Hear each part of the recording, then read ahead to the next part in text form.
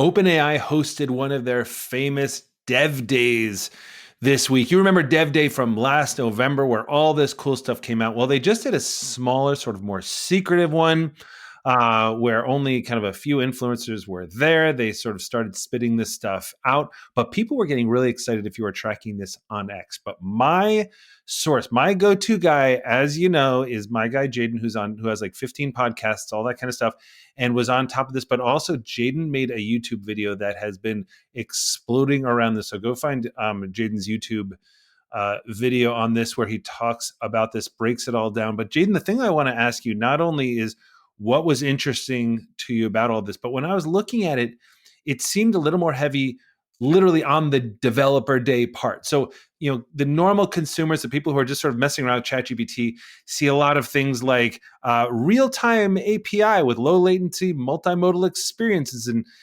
vision fine-tuning for the API. You see API getting thrown around, all that kind of stuff. So I want to ask you what was exciting about it, but also, because this is AI applied, I'm going to challenge you because you have AI Box, you know this stuff. Great. Break down, like, what does that stuff mean? Because it's good for the developers, but what does it mean for like schmoes like me that are just like using these things? Yeah, I think you make a great point where this is definitely even different than Dev Day last year. A lot of people, because of last year, were like tuning in, like, oh man, what's going to be unveiled? And it was like, it's kind of hard to understand everything in this current late one, because I believe Dev Day last year, that's when they unveiled the GPT store. And It's like very much like things that consumers can use. Interesting, I will say a notable non-mention this year is that they did not mention anything about the GPT store. But if you remember last time when they announced it, they kind of announced that there was this sort of like product, this like profit share thing with the most popular GPTs. And some people say they've, started rolling out beta testing with just certain people, but like no word on that. And that one hasn't even been broadly released, or, most people don't have access to that over a year later. So that is very interesting. I think that's telling. I'd be curious if they're going to revamp the GPT store, or if it's going to be just like the ChatGPT plugins where it kind of gets nuked. I don't know. It's going to be interesting to see what happens. Regardless, they did come out with some really impressive things for developers to embed. And like you mentioned, all of them sound a little technical, but if you understand what they do, it's really exciting because these are the functionalities we're going to start seeing in software. Yeah. The first one is real-time API. So, and this is specifically for voice, which means that when essentially it's going to make it so that you have this API, or they can have embedded into software the capability to talk with ChatGPT's voice model. And it's real time. And how they've achieved this, because typically how this works is actually, Jaeden, let me pause this for one second. Give folks a sense of, sorry, I don't mean to interrupt you, but like for people that speak like API, like what do they mean when they say an API? Now, sorry if you guys know what that is, like, but just I want to dump it down for people who like, a lot of people don't even like use APIs. Just explain super quickly like what they mean when they say APIs. Essentially, all an API is the ability for developers to plug into OpenAI's technology. So ChatGPT might exist, but there's no way, like if there was no API into it, there'd be no way for developers to put ChatGPT into their application. So an API is just OpenAI saying, look, you pay us and you can get the usage of any of our tools. Got it. So the API for the voice means, yeah, they have this cool voice functionality on ChatGPT. Everyone's like taking these cool videos of like, wow, it's so amazing how good the voice sounds. But if OpenAI never made an API or allowed people to embed that into their software, like we wouldn't see that in anything other than ChatGPT. So the APIs are exciting because that means it's getting out in the wild. Now you can start putting it into your software. Super cool. Thank you. And this low latency one that they've now created, essentially how it works is, in the past, the way that these voice models would work on would be, you would say something to the model, it would take the transcript of your text, feed it to the model, it would then, like ChatGPT, write out the response, and then it would feed it to a voice model that would read the response, then it would send you that file back. That whole process takes a long time. So that's kind of when you saw a lot of these tools where like if you talk to it, there was like, you ask it a question, there's like a pause for a while, and then all of a sudden, like 5 seconds later, it comes back with your response. That's what it was doing in the meantime. And it makes it very unrealistic. You know this isn't a real person. That being said, though, there's a possibility to do this faster. So when you ask ChatGPT a question and you see it like typing out its response, in like real time. You can kind of start reading it before it's actually finished. And so they've essentially allowed that functionality for the voice model, where if you ask it a question, as soon as the ChatGPT element of it starts writing its response, the voice element is live Oh, reading wow. that response as it goes. So way So there's no faster. latency waiting for it to finish before it can send you over the voice. So way So faster, what way this more unlocks, they realistic. did two. Yeah. Yeah, so much more so much faster, so much more realistic. The two demos they gave, one was like a language learning app where you are like chatting with it and it's live correcting your pronunciation, which to me is crazy. Because if you think about that, it's like that's beyond just like, did I say the right word? Can it like transcribe it and figure it out? Like it has to actually listen to you and understand, like, and it was like, no, pronounce, the end of this word a little bit softer and make sure that you enunciate this part of the word. Amazing. It's amazing. To me, that's exciting. And then the other one was like a life coach, or like a health coach app, where it was just helping to have like live chatting, and people were talking like multiple languages at once, and it was being able to respond to like everything. So very, very, very powerful stuff.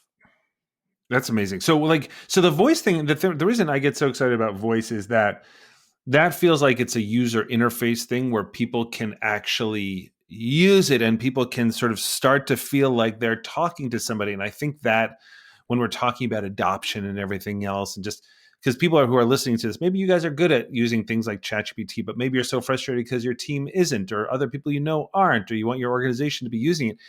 And the reason it's so hard is because it's sort of like trying to get all your friends into doing yoga in the morning, right? Like the health benefits, but trying to explain it to somebody else. Yeah. And something with voice, right, Jaeden, is like super cool because now it's starting to feel like something that's one of these things in a movie like Tars or Jarvis or C-3PO or Data from Star Trek or something like that.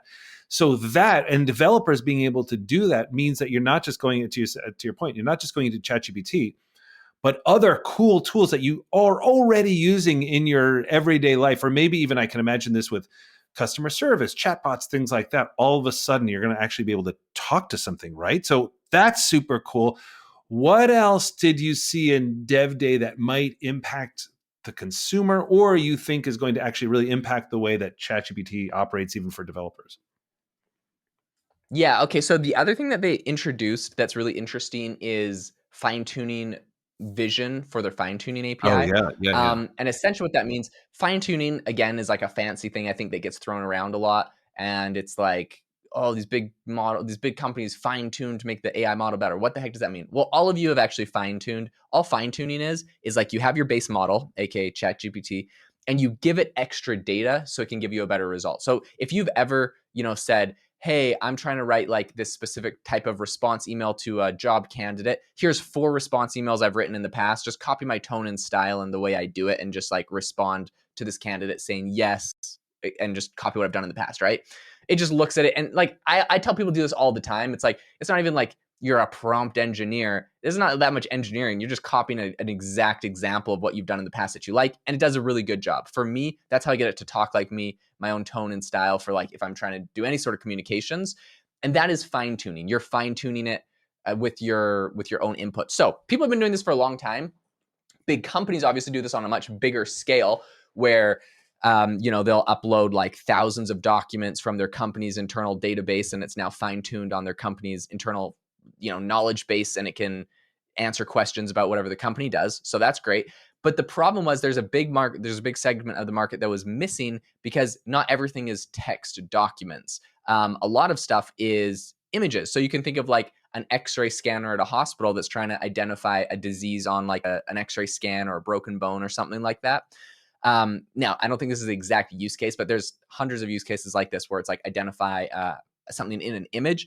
So they've essentially allowed for you to now fine tune with images in their API, meaning that they gave a demo of a company that was like a ride sharing company, and they wanted to make sure that I think their ride share people were following the speed limit. So they fine tuned it on thousands of pictures of like roadside speed things, or like the speed limit signs, and it was able to much more effectively identify the speed limits. Oh wow. Another Okay. company was able to do it where it was a UI company that was, you would like put in your website and be like, hey, this is what my one web page looks like. I want to make another web page about X, Y, and Z topic, but just like copy my style. And before, it wasn't that great, the copy of the style. But after they went and fine tuned it with screenshots of the actual images from the website, is able to generate an image that looked exactly like the same Right. style as the website. So Right. So it's that's another really way exciting, of and like all that getting capability. it's another way of kind of getting information into ChatGPT. So instead of just like describing what a good output would be like or something like that, you can now use images to sort of say like, no, I mean this. It's like sort of drawing somebody a photo and be like, or a picture rather, and Uh-huh. saying, no, I mean this. Is that kind of how it works? 100%. And some of that functionality has been in ChatGPT for a long time, but developers using ChatGPT's technology haven't had an API or a medium to embed that into their software. So that's why it's exciting for the developers and for everyone listening. All the software that you use, if it's not made by Microsoft or ChatGPT, there's tons of other software out there.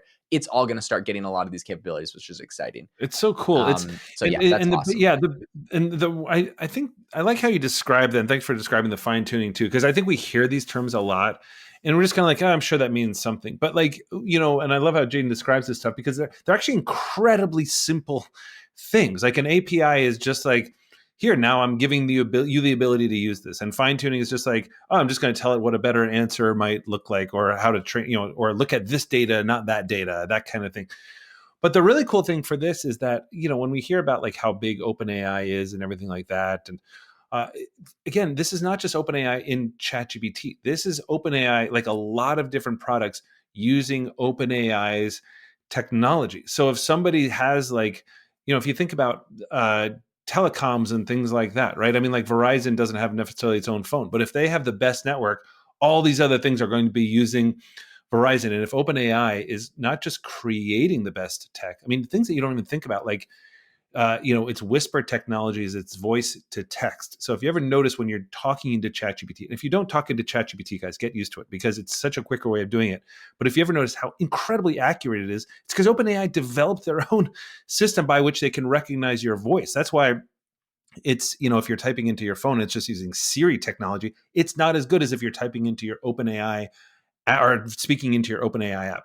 So the upshot of all this is Dev Day is huge. It's really cool. It's going to be hitting you, but really this is going to be a much broader, bigger impact on your life because all these other tools that you're using are going to be using a better version of OpenAI because they're going to have access to a better version or more access to more features of OpenAI. It's super, super exciting. Jaden, anything else that you noticed or last thoughts on this? Okay, I'll give you two other things that are sort of in the same sphere that they announced that I did think were interesting, and a quick summary. One is called prompt caching, one is called model distillation. Both sound fancy, but both are simple concepts. Um, Both of these essentially are making the AI models more efficient, which is going to mean that it's going to make it cheaper. So the software that you use that uses OpenAI, we're making these things more efficient, cheaper. It uses less electricity, it uses less compute. Like overall, for environmental reasons, for cost reasons, like both of these are great kind of innovations. Prompt caching, what that means is if you ever have a chat with ChatGPT, it has to see the context every time you send a message. So at first, it's one chat. You send the first chat, it gives you the response. Then you send the second chat, it has to read the response plus the first chat plus the one you did, and it gets that context and it gives it back to you, and on and on. And as you have 20 different questions, it has to read through all. And so that entire packet of data is getting sent to ChatGPT every time, and they're charging the developers for every single word in that packet. So as it gets bigger and bigger, it's getting more and more expensive to start sending these messages. They have something called prompt caching, where if they recognize that you're sending like something twice, aka all the context, they're going to cache it, and they're going to charge you 50% off the tokens for that because they have like a caching mechanism for it. So that's really exciting. It's getting about 50%. That's going to be 50% cheaper. Model distillation is a very, very cool tool where essentially it's using the best model, aka O1 preview, and you're able to essentially use that to fine tune their most efficient, cheapest models, which is a GPT 4.0 mini. So 4.0 mini, it doesn't give you as good of answers, but it's like lightning fast, and it's like dirt cheap. It's like so cheap. But like we mentioned, explaining what fine tuning was earlier, if you can have the the 4.0 preview fine tune. So like this is especially useful if you have a whole bunch of questions, or a whole, essentially ChatGPT is answering a whole bunch of questions all around one topic. So you have some sort of tool that's always answering car insurance questions, for example. Instead of having to use GPT o1 preview, which is the most expensive and computationally intensive model to answer, maybe some of those questions are complex, you can just get o1 preview to spit out 1,000 responses to the question and fine tune their smallest model. Now you're running on the base model, so the responses are super super cheap, and it's slightly fine tuned with the best answers. But because you're kind of in one narrow scope of topic, you're able to just use the cheapest, most efficient model to answer questions. So both of those are more efficient, and two things I'm excited about. It's so cool. Yeah, listen, I love that. I love the deeper explanation. We could talk about OpenAI all day, Dev Day all day, because this does not come around all that often, but we will leave it there for now with huge thanks to Jaeden. Check out his YouTube video if you want more on this. He does an amazing job showing you what all these things are. He just has a great YouTube channel. Anyway, which has just recently hit 50 billion views or something like that. Jaeden, every time I see your posts, you're like celebrating some new giant milestone. But for now, guys, huge favor if you are willing to leave us a rating and review. Honest to God, it's so huge. We absolutely love it. We're so grateful for it. If you have the opportunity today, takes 2 seconds. Totally get it. If you don't, I get it, but it would be hugely helpful. Thank you for tuning in, and we will see you next time.